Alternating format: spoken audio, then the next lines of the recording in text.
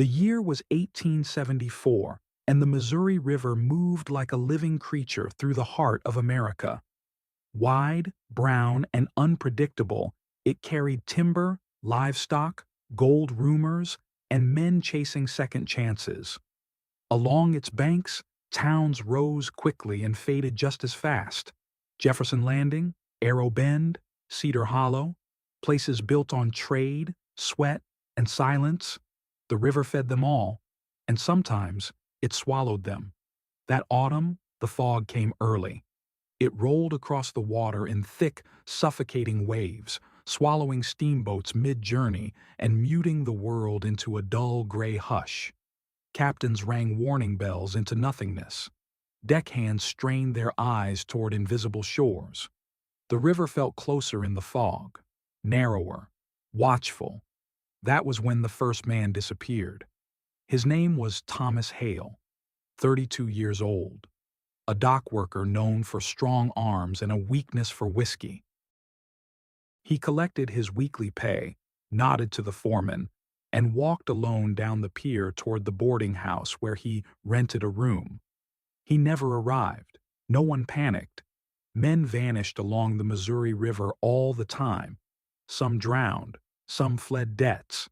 Some simply drifted to the next opportunity without saying goodbye.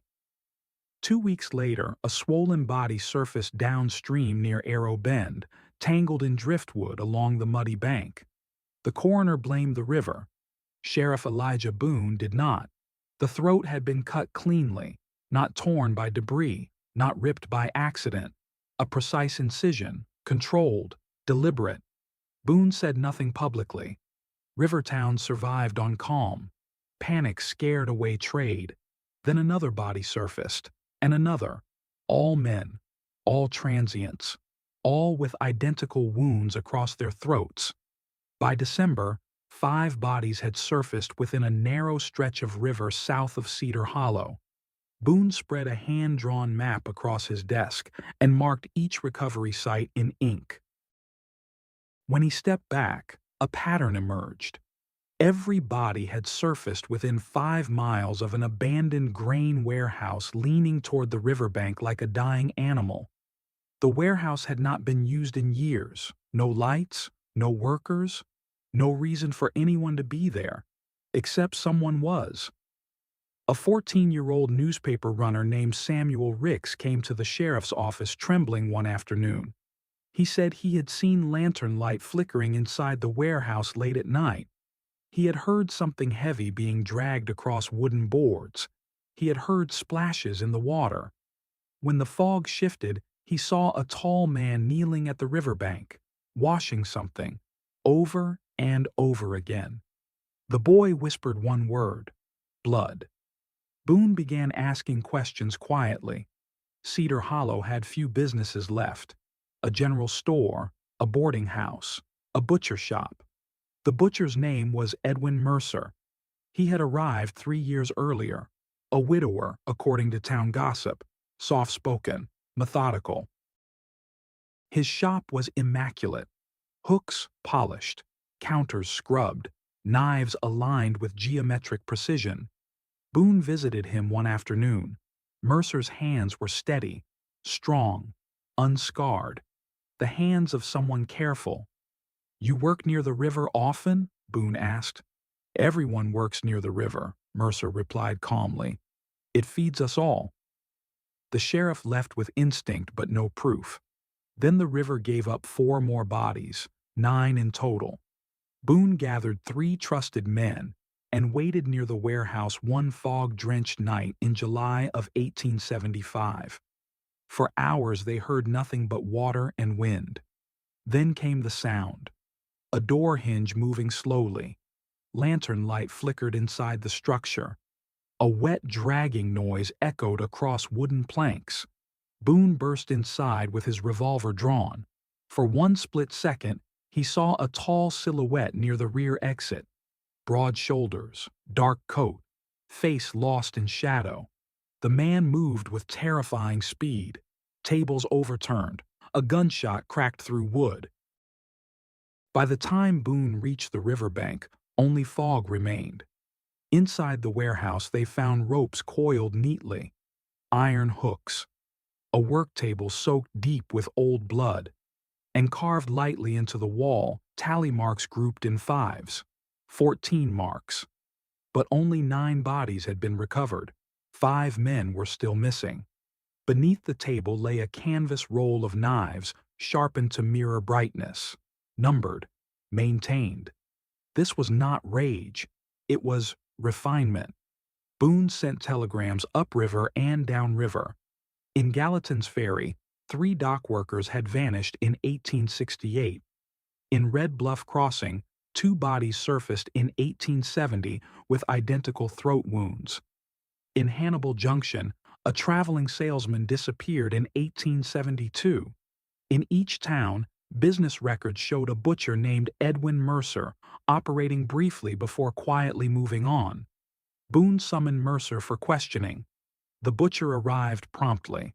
Clean coat, calm eyes. "You've moved often," Boone said.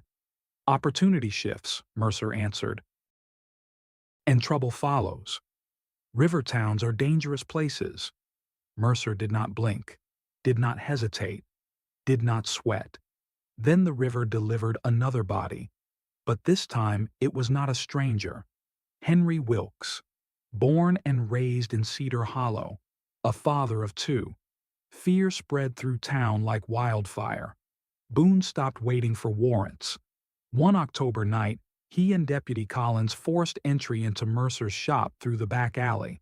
Everything inside was spotless, too spotless. One floorboard near the cutting table looked newer than the rest. Boone pried it loose. Beneath it lay a hidden cavity between beams. Inside were pocket watches, rings, boot buckles, personal keepsakes that the river had never returned, and a notebook wrapped in oilcloth.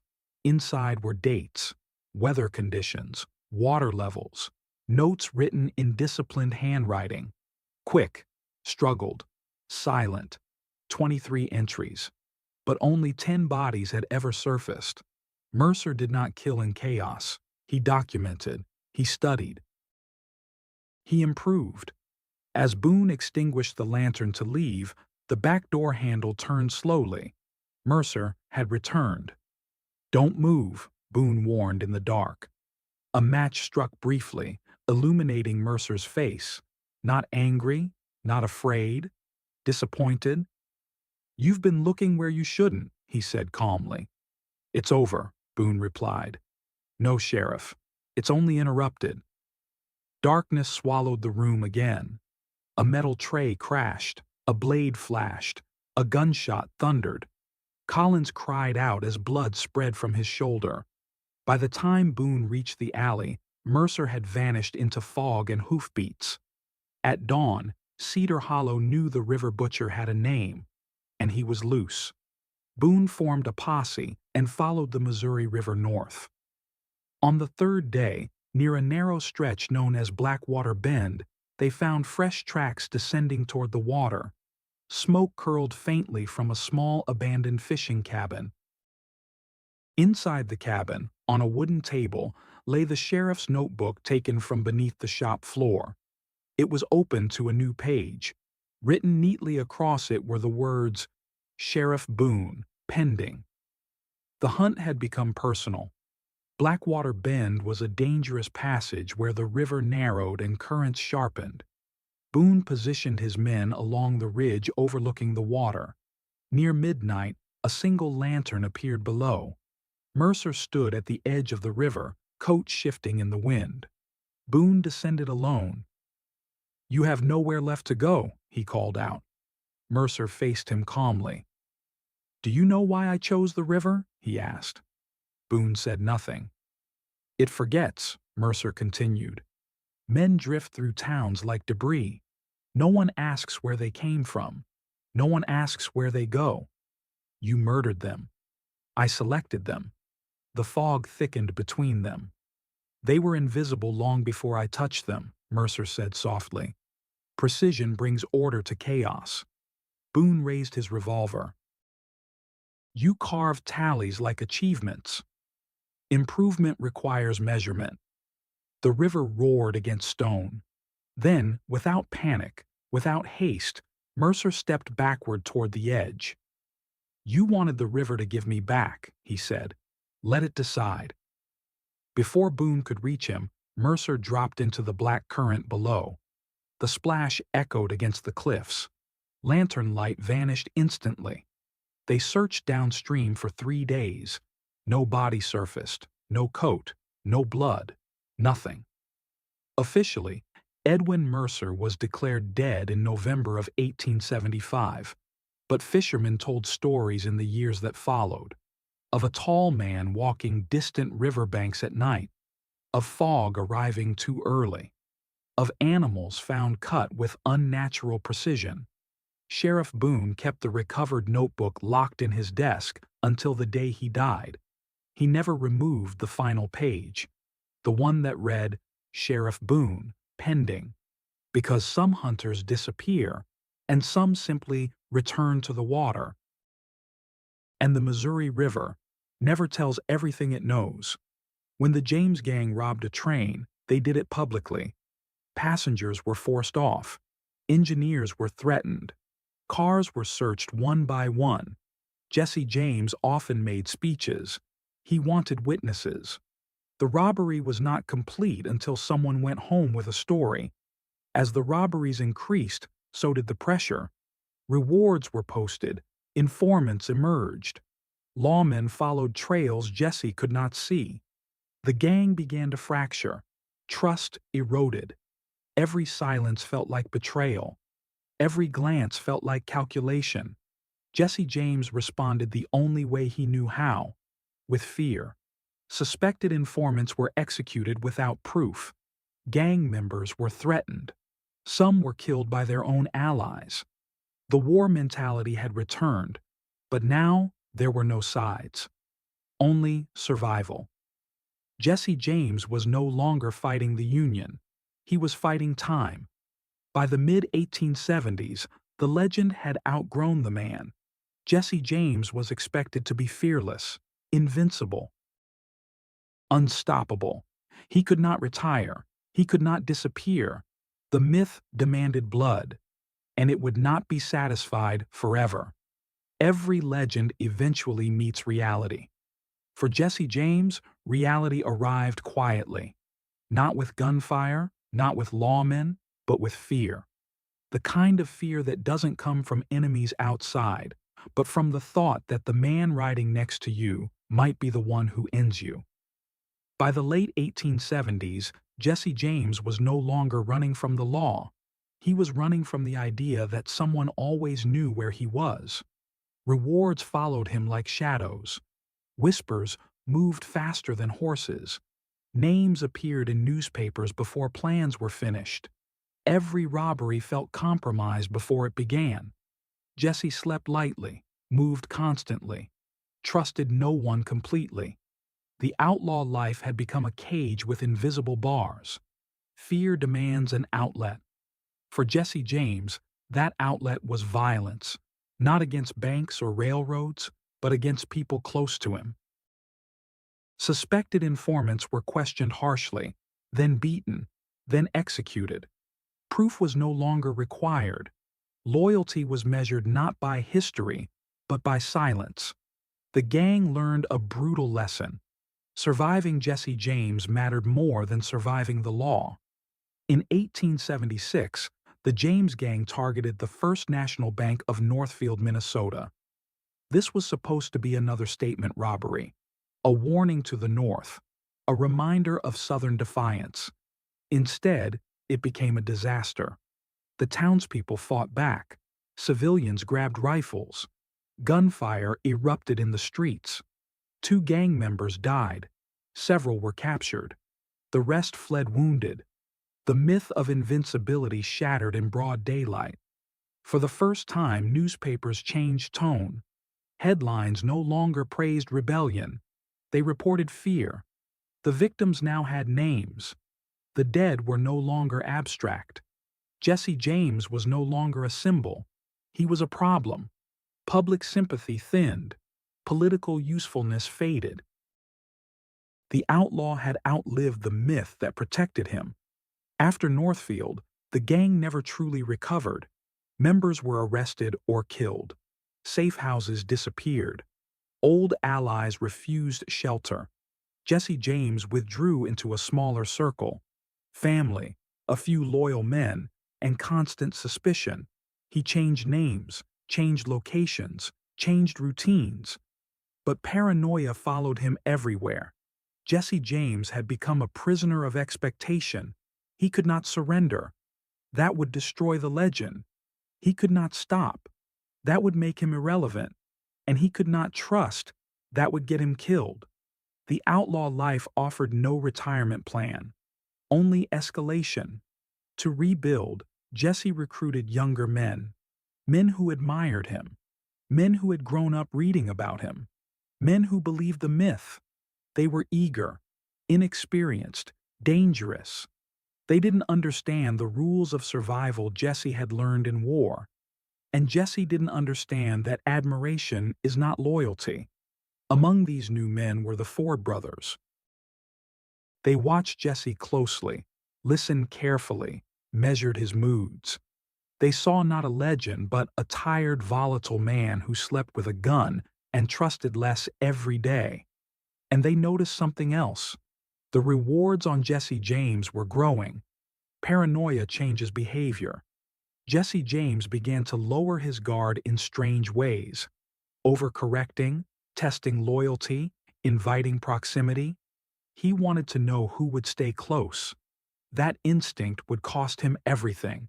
Because legends are hardest to kill from a distance. Legends don't die quietly. They are hunted. And when governments fail, America has always turned to men who operate in the shadows. For Jesse James, those men were the Pinkertons. By the late 1870s, state authorities were embarrassed. Jesse James had survived sheriffs, survived pauses, survived prison. Each failure made the legend stronger and the law weaker. So the railroads and banks did what they had always done. They hired professionals. The Pinkerton National Detective Agency did not believe in myths. They believed in dossiers, in informants, in pressure. And when pressure failed, they believed in force. The Pinkertons understood something the law did not. Jesse James was careful with himself, but he was reckless with the people he loved. They watched his mother's farm, tracked relatives, mapped visitors. And then, one winter night in 1875, they crossed a line. Pinkerton agents threw an incendiary device into the James family home. The explosion killed Jesse's young half-brother. It tore off his mother's arm. This was not an arrest attempt. It was a message. The country reacted instantly. Newspapers that once glorified Jesse James turned against the Pinkertons. This was not justice. This was terrorism. For a brief moment, sympathy returned, not for Jesse, but for his family. The irony was brutal. The law had become as violent as the outlaw it pursued. The attack hardened Jesse James beyond repair. He swore revenge. Not just against the Pinkertons, but against the system itself. He trusted even fewer people, moved even more erratically. But something had changed. The war was no longer ideological. It was personal. And personal wars consume everyone around them. Robberies resumed, but they were smaller, riskier, less controlled. Mistakes multiplied. Innocent people died again. And this time, newspapers did not look away. Each article chipped away at the romance. Law enforcement realized something critical. Jesse James would not be captured by force. He would be ended by proximity. So they changed tactics. They let the reward speak. They let greed do what guns could not. The Ford brothers stayed close. They laughed at Jesse's jokes, listened to his fears, watched his routines. They knew when he slept, where he kept his weapons, when his guard dropped. They did not need to chase the legend. They only needed to wait. Jesse James believed he was safest indoors. No pauses, no ambushes, no sudden gunfire. But safety is an illusion when betrayal shares your roof. The outlaw had survived war, manhunts, and private armies. He would not survive trust. The outlaw was no longer a symbol. He was a liability. By the early 1880s, the mood had shifted. The Civil War was fading from memory. Reconstruction was ending. The nation wanted stability. Jesse James represented a past that refused to die. And America was done negotiating with ghosts. Legends are not killed in gunfights. They are ended in silence, in familiar rooms, by familiar hands, at moments when no one is watching history being made. For Jesse James, that moment came not on a battlefield, but in his own home. By 1882, Jesse James was tired, not physically, but spiritually. He lived under an alias, moved cautiously, spoke less. The bravado was gone. The speeches were shorter. The paranoia remained. He sensed the end coming, even if he didn't know its shape. Jesse's home was armed like a fortress, revolvers on shelves, rifles near doorways, weapons within reach of every room. But familiarity breeds complacency. On April 3, 1882, Jesse removed his guns. He wanted to clean, to adjust a picture on the wall. For the first time in years, he stood unarmed. Behind him stood Robert Ford, young, nervous, watching history breathe. The reward for Jesse James was enormous. The promise of immunity was real. Ford did not see a legend. He saw an opportunity. One shot, one moment, one irreversible choice. The bullet struck the back of Jesse James's head. He fell instantly. No duel, no warning, no last words. The most famous outlaw in America died like any other man. Quietly, suddenly, at home. The news spread faster than any robbery ever had. Jesse James was dead. Some celebrated, some mourned. Many were confused. The Ford brothers expected praise. They received disgust. Crowds called them cowards. Newspapers labeled them traitors. America did not want justice. It wanted drama. The Ford brothers were convicted of murder, then immediately pardoned. Legally innocent, morally condemned. They tried to profit from what they had done. They reenacted the killing on stage. Night after night, shot after shot. The audience watched, but they never forgave. In death, Jesse James became something else. Songs were written. Stories were softened. Victims were forgotten. He was transformed from criminal into symbol, a rebel, a freedom fighter, an American archetype. The uglier truths were quietly removed. The country had survived civil war, reconstruction, rapid industrialization. It needed simple stories again. Good versus evil, freedom versus control, one man against the system. Jesse James fit the role perfectly, even if he never deserved it. Jesse James did not fight injustice. He survived trauma and passed it forward. He was not a hero. He was not a monster. He was a man shaped by violence who never learned how to leave it behind. And America chose to remember only the parts it could live with. The legend of Jesse James never died. It was protected, polished, retold. Because myths are easier than memories. And legends ask nothing of us except belief.